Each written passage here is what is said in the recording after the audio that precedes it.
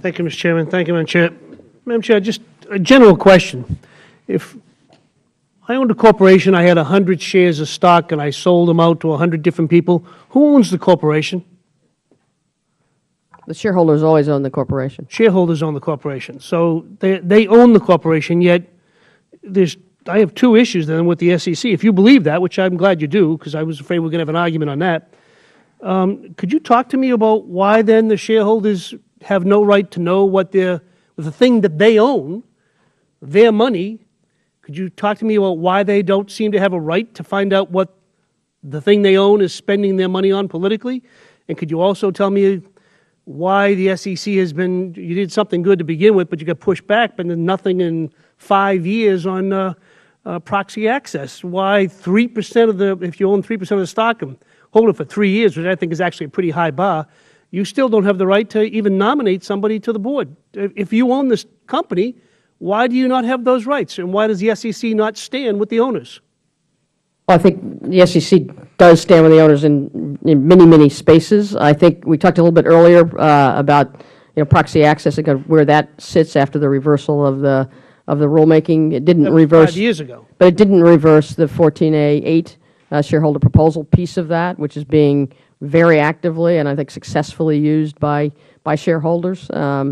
And this season is particularly active there, and I think we've been impartial but supportive there. I think we've talked before, and I about the political contributions issue. I appreciate the very strong views on that, and I think again what you've seen there is no specific disclosure requirement in that space unless in the circumstances of a particular company the matter is material.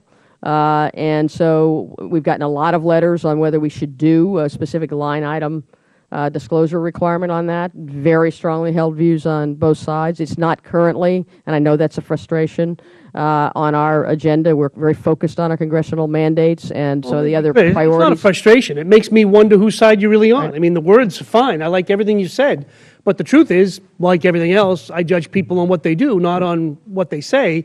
And if you say you're with the shareholders, then let the shareholders do what they do with their own stuff.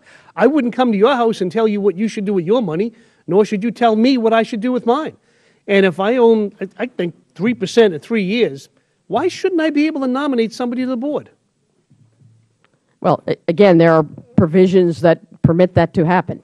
Why doesn't the SEC stand with the shareholders then? Well, again, we talked about the proxy access rule, but we also talked about the shareholder proposal avenue for presenting proxy access proposals. I understand what can be done, but I would argue that the SEC, if you actually do believe that shareholders own the corporation, you should be pushing harder for the shareholders to actually act as if they own the corporation.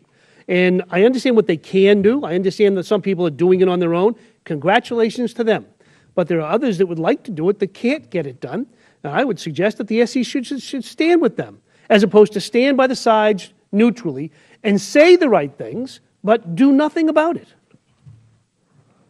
I don't have a further response to that other than, I think the shareholder proposal process is working very effectively. We're very closely monitoring that to see where it goes by way of private ordering. But you're not willing to take an active part in it. You're just watching it. Well, I have a lot of professors who do that, but they're not the chair of the SEC. Certainly our division of corporation finance is quite involved every proxy season in terms of the shareholder proposals. But just to be clear, as we are not at this we are not advancing a required disclosure rule in that space. You see, and here's the problem. Most of my constituents, including people in the business, don't really think that the SEC has ever, certainly not now, stood with them. They think that you're captured by the people that you're supposed to regulate. And I think that these two aspects of it, simple things, I'm not trying to turn the boat upside down. I'm not trying to put an underlying shake in the American financial system.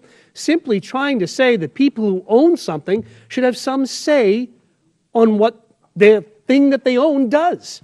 At least have some knowledge.